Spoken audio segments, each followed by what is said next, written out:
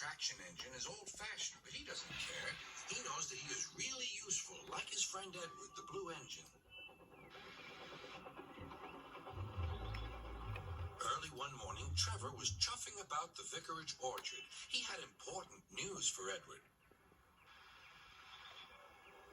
The vicar says that not all children are able to have holidays by the sea, so he's having a garden party to raise money for a seaside trip. I'm going to be the star attraction, chatted Trevor, giving rides to all the visitors. The vicar is putting up posters all about it. I'd like to help too, sighed Edward, but without my rails, I wouldn't be much good at a garden party.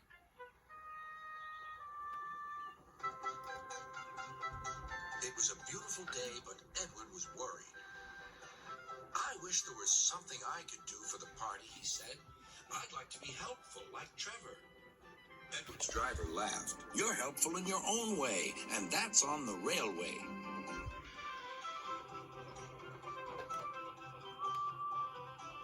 Next day, it was Trevor's turn to look disappointed. He had bad news.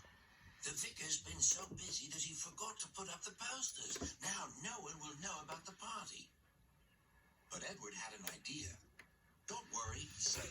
Everything is going to be all right. Then he explained to his driver. The vicar can paste his posters on my cab and coaches, so wherever I go, they'll go too. Well done, Edward, said his driver. I'm sure Sir Topham will agree. As indeed he did. Edward steamed happily through the stations, collecting his passengers. Look, they said, the vicar is holding a party. We must go to that. Later, Trevor was resting in the orchard shed when Bertie rolled by. Hello, Trevor. Why are you dozing there like an old stick in the mud? I'm not dozing. I'm resting, replied Trevor. Then he told Bertie about the vicar's party. I'll be there too, boasted Bertie. I'm not sure people will want to ride on an old traction engine after traveling in a smart red bus like me. The party day arrived. It had rained heavily during the night, and the orchard ground was soaked. Rain and mud won't spoil my day, said Trevor. No, indeed, agreed his driver. We'll stay on the road, then we won't get bogged down.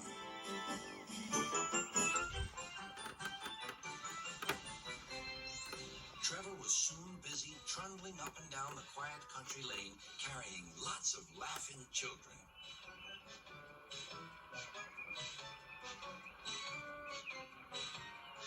He was just turning a corner when he heard Bertie.